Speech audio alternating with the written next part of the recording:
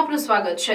જનજાતિ સુરક્ષા મંચ દ્વારા સંદેશ ખાલી પશ્ચિમ બંગાળમાં મહિલાઓ સાથે થયેલ ભયાનક અત્યાચારની વાતોએ દેશના દરેક વ્યક્તિના અંતરને હચમચાવી મૂક્યું છે।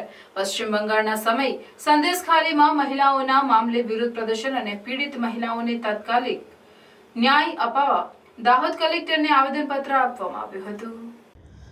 अनुसूचित जाति અને अनुसूचित जनजातिના લોકો જે મુખ્યત્વે તેનો ભોગ બન્યા છે તેમણે કહ્યું કે સ્થાનિક 3 મોલ કોંગ્રેસ નેતા શાહજહાં શેખ અને એમના સહાયક વર્ષોથી એમના પર અત્યાચાર કરી રહ્યા છે। 8 ફેરી 2024ના દિને સંદેશ ખાલીની આકૃતિ મહિલાઓએ રેલી કાઢી અને જોરદાર સૂત્રોચ્ચાર કર્યા।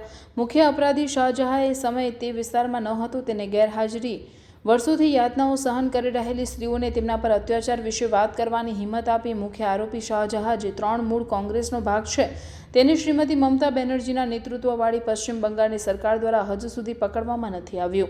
આ ગરીબ અને આપણા સ્ત્રીઓએ પોતાની વેદના વ્યક્ત કરતા કહ્યું કે 3 મિલ કોંગ્રેસના લોકો દરેક ઘરમાં સુંદર મહિલાઓ મોટાભાગે યુવાન પત્નીઓ અને છોકરીઓની શોધ કરતા અને એ મળે એટલે એને પાર્ટી કરી અને લઈ જઈ ત્યાં સુધી તેઓ ખુશ થઈને ધરાવતા નહીં ત્યાં સુધી રાતોની રાત તેમને ત્યાં જ રાખતા। મહિલાઓ આઘાતમાં છે કારણ કે તેમને હંમેશા દુષ્કર્મનો ભોગ બનવાનો કે પ્રતાડિત થવાનો ભય રહે છે।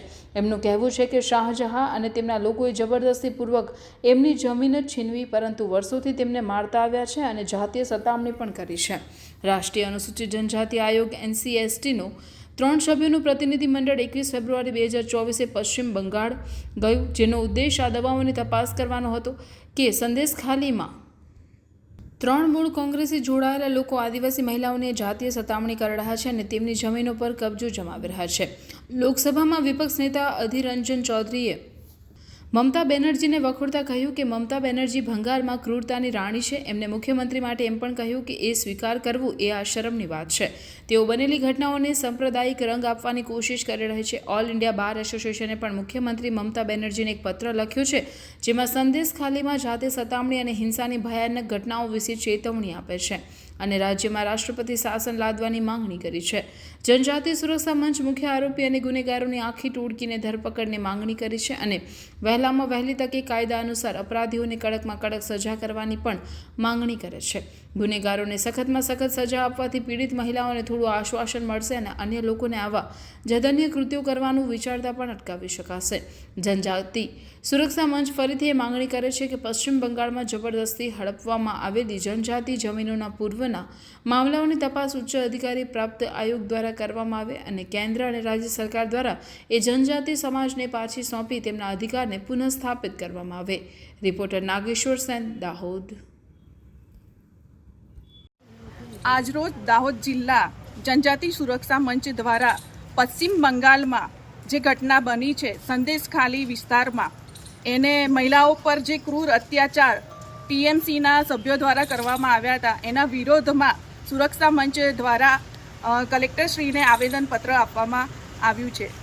જે રાજ્યની મહિલા મુખ્યમંત્રી મહિલા હોય અને એ રાજ્યમાં મહિલાઓ સુરક્ષિત ના હોય અને એના પર ક્રૂર અમાનવીય કાર્યો થતા હોય ત્યારે ખરેખર આપણો દેશ જે મહિલાઓને નારી તરીકે પૂજે છે, દેવી તરીકે પૂજે છે એ ખરેખર શરમજનક છે। અમે બધા એ મહિલાઓ સાથે છે અને એ મહિલાઓને ત્વરિત ન્યાય મળે પૂરા ભારત દેશની મહિલાઓ સાથે છે અને એ મહિલાઓને માનસભર પોતાની જમીનો મળે અને પોતાનું માન સન્માન મળે તેના માટે આજરોજ અમે બધી જ મહિલાઓ ભેગી થઈ અને સખત શબ્દોમાં એને વખોડીએ છીએ અને જલ્દીથી જલ્દી ન્યાય મળે તે માટે માંગણી કરેલ છે।